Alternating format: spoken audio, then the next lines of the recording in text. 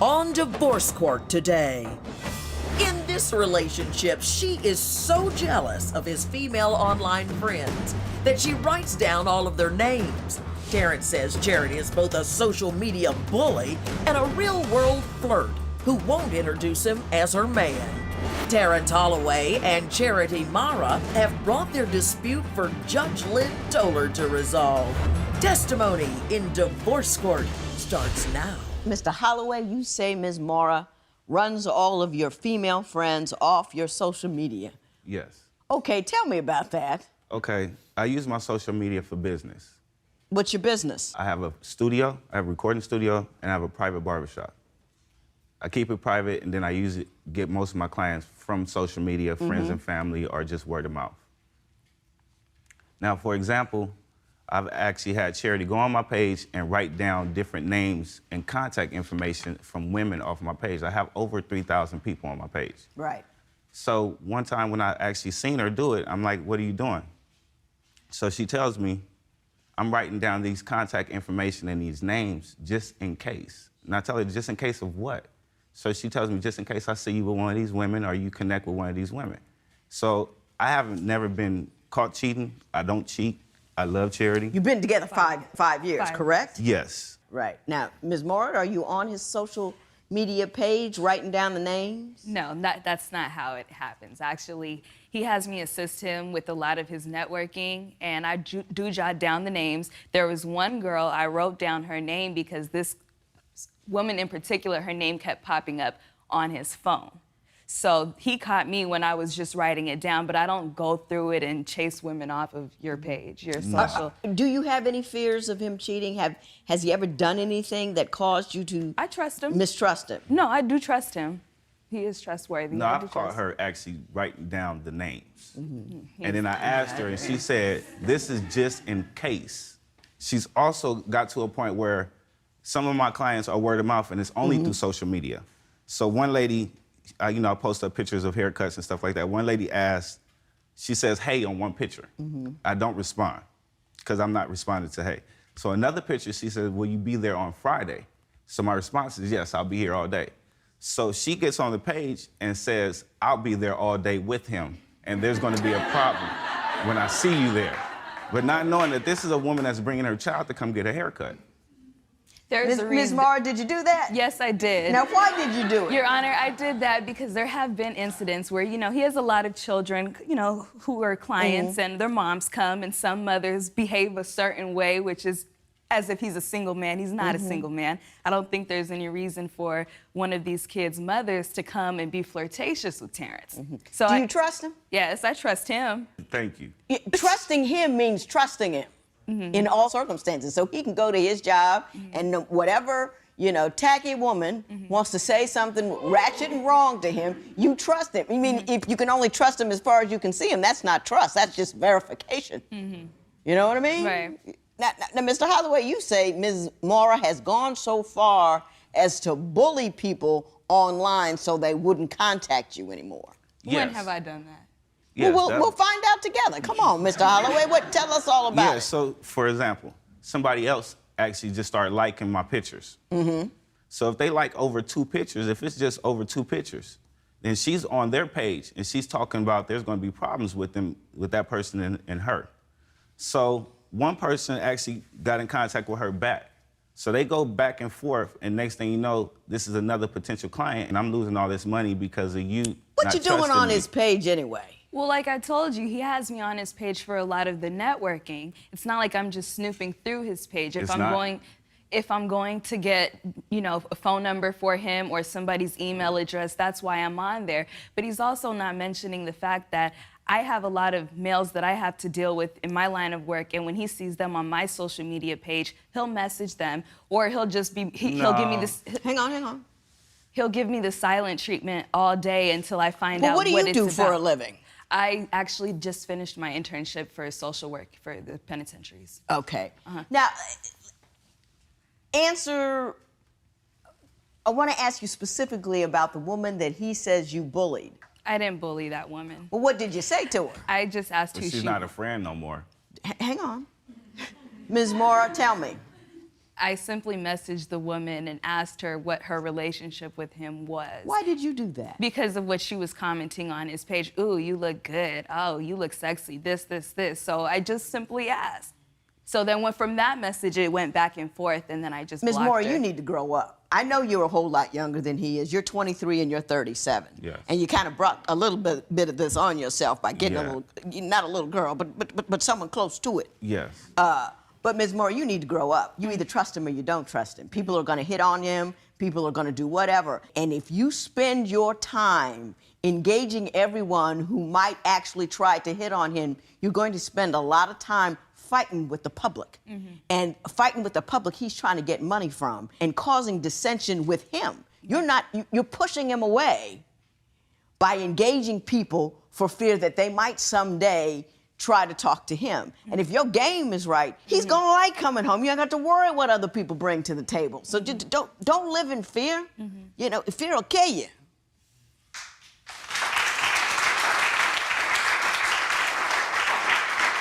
Mr. Holloway, you say that she flirts while she's in your store, or in her store, your store. Yeah, no, that happened at a store. It's a store in our neighborhood. Right. And I guess the boss' son just started working there.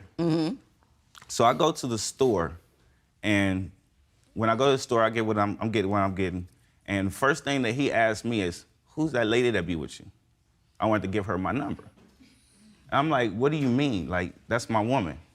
And then he just smirks at me and starts laughing. So I'm like, what does this mean? So I go straight to Cherry.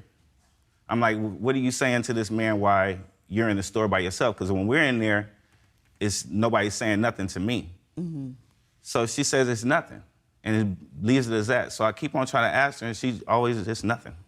She has no What's response. happening with the guy at the store? Your Honor, I'm a smiley person. I smile at everybody I encounter. That's just my nature. Usually I can't have a conversation without breaking out and smiling. I'm not extra flirtatious or extra nice to the person. But people just take it that way. They do take it the wrong way. They misinterpret my friendliness, and that's all that is. I have never been unfaithful, and I don't have a wandering eye.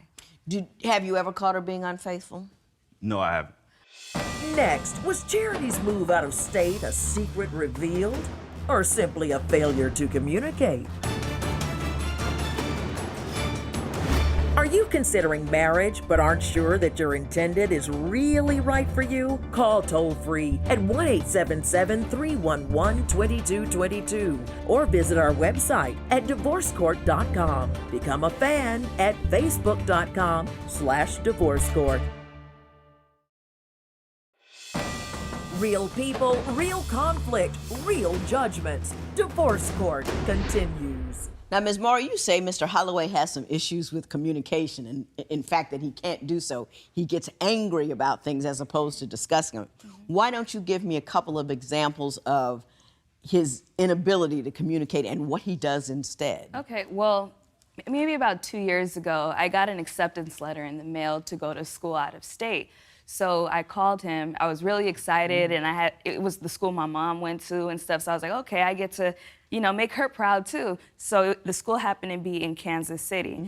So I call him and I'm like, hey, I got accepted, and he just started cussing me out, hung up on me, started sending me all types of text messages, just a whole bunch of craziness, so where I couldn't even enjoy the moment of being accepted and moving out of town. I wasn't trying to leave him. I just wanted to go finish up my degree. Did you go? I did go.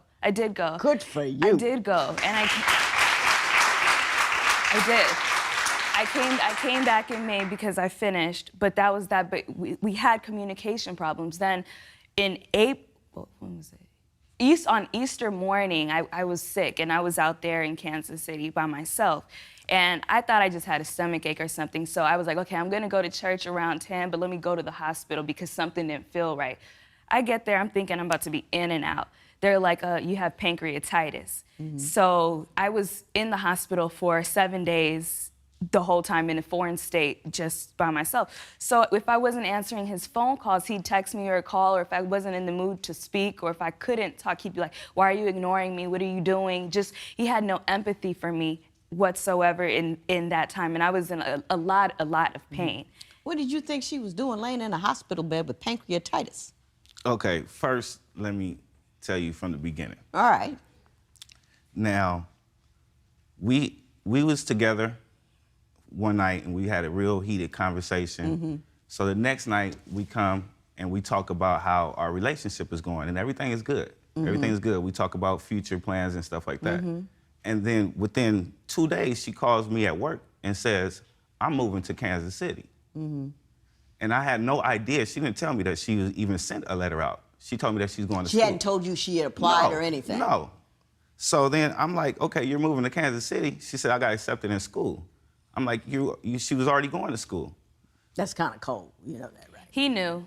He knew. I did not know. I promise you, I told you. I really did. That's not something you tell a significant other. That's a conversation.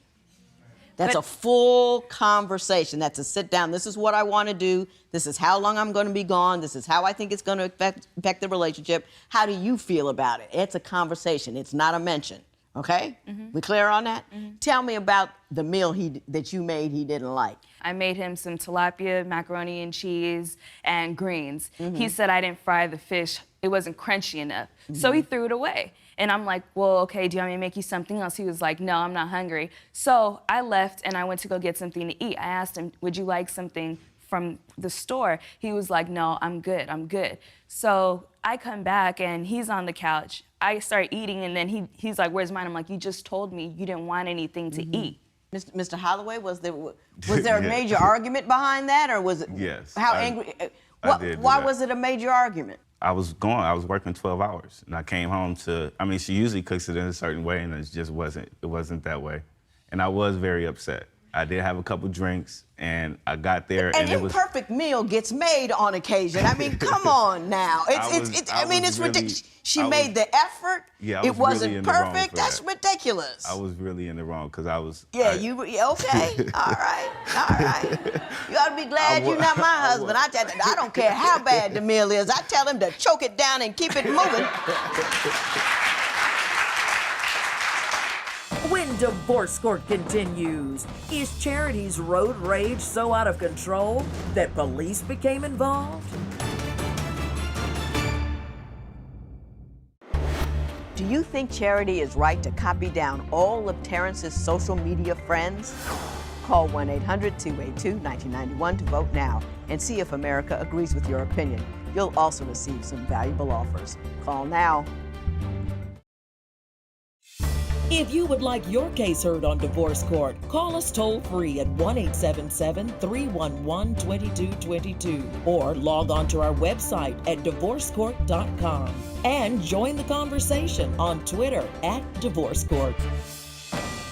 Divorce Court continues. You say Ms. Mara has road rage that is out of control. Yes. Tell me about that. Give me a couple of instances where she lost her mind on the highway. It's every day. It's every day. If you cut her off, then you might have a potential problem behind you. What did she do? It's been I'll go with the worst and go back. Okay. One time, we were on the freeway. A lady cuts her off. So they have a honking rage going on first. So the lady flips her off. And then it was a wrap then. Then she's in the car cursing. I can just see her. I can see it escalating like a meter. She finds out how to get in front of the lady, stops the car, gets out, and continuously hits this lady in the face. So I get out the car, and I'm like, I'm trying to stop it, but it's kind of hard to, stop the whole confrontation. Because I have to directly get in the middle. Right. So the lady found a way to cut up out of there once I got in the middle. She gets in the car and smashes off, and then the argument stays with me in the car because I stopped it. Ms. Mara?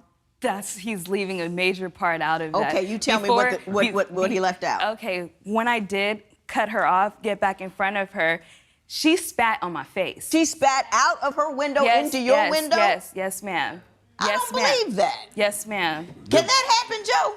The driver's side is on this side. The driver's side is on this side. So I had to be in the middle. That means this lady had to spit through me to spit on her. Yeah, that don't make any sense. That don't make any sense at all. That doesn't happen. That's what happened. That doesn't make any sense. Why did you cut her off? Because I was angry, and that was my bad. Isn't that silly? That was. Do you know people die from that nonsense? Somebody could have had a kid in the car, and you so busy trying to, because you've been enraged, you cut somebody off. The lady behind her might have had a kid in the car. She wasn't paying enough attention. Bam! You got a dead 3-year-old on your conscience for the rest of your life. I was in the wrong for that. That was And you're in the immature. wrong whenever you are in road rage. Is it a habit Yes. with you?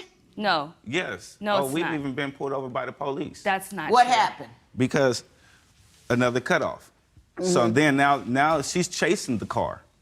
So the highway patrol gets behind us, and they see exactly what's going on. So we pull over. The highway patrol man comes to us and like, what's going on? She's like, nothing. It was the man in front of us. So I'm like, I calmed the situation down. I told her it was a little bit of road rage, and this happens to us kind of often. So he talked to us and gave us a warning. But then again, right when the highway patrol leaves, the argument stays in the car with me. Are you so enraged by somebody else's bad driving that you have to continue to express your anger even when that person is no longer there to receive it? Your Honor, this is not a continuous thing. It's not something that happens every day. Did that happen? That did not happen. Yeah. So the highway patrol didn't pull you over? You No. made that up out of whole cloth? Not for road rage. I had a tail light out. My back left That was out. plus. That was That's it. what he said. That was the reason. But he's seen us. I know he's seen us because he talked about it. Were you engaged in a process of combative driving when he stopped you for the trail light? Come on, be truthful. I'm being very honest, no. So it's just that one road rage incident, it never happened I mean, there's before. been other incidents, don't get me wrong. And that was one of them. But it's not like an everyday when I'm on the way to work or How often do you get into a road rage maybe incident? like twice a week. Thank you. Judge Lynn Toller's ruling next.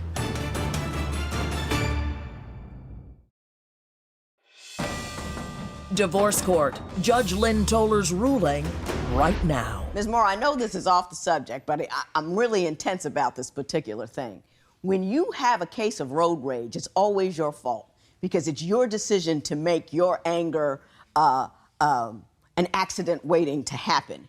And if the entire world can take over your day by cutting you off, then the entire world owns you. The size of your mind and your life and your heart and your spirit can often be determined by the size of the things that bother you. Right. So if such small things bother you, you need to look in the mirror and in your own heart and yourself and say, what's wrong with me? Because there's something wrong.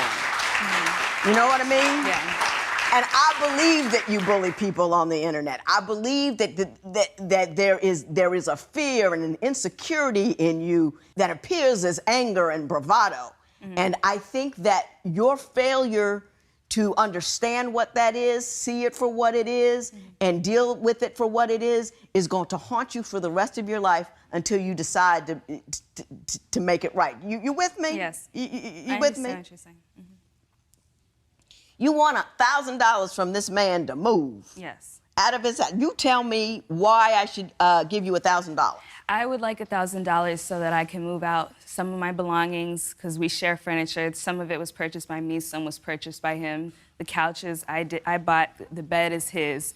I want that, and I need to be able to move, get the U-Haul, and even I have the money to put a deposit for the apartment. I just need the rent, which is equal, which is $1,015. So I have to do that plus that again for front, first, and last. Okay. Mr. Holloway, do you deny the fact that the two of you invested in furniture together? She can have the furniture. She can have the furniture. Yeah, I have no problem with that. If she wants the furniture, she can have the furniture. I have no problem with that. Okay. I'm not trying to hold on to it, but there's no reason for me to pay for her living expense leaving out. He's right about that, and let me tell you why. Y'all weren't married. And I know that people end up in court fighting over items that they shared and bought because they acted like they were married. They were shacking up and they were buying things together. And you're going to have the same difficulty separating your assets as you do when you're married. But when you are married, we have a whole process and procedure set up for that. There was promises made and obligations to be formed, and you cannot get the benefit of those promises and obligations if you did not make them. So what I will do is give an order that says, Ms. Mora, you can have the bedroom set and the living room set mutually owned by both parties, and you are to retrieve those items within 15 days. It is so ordered.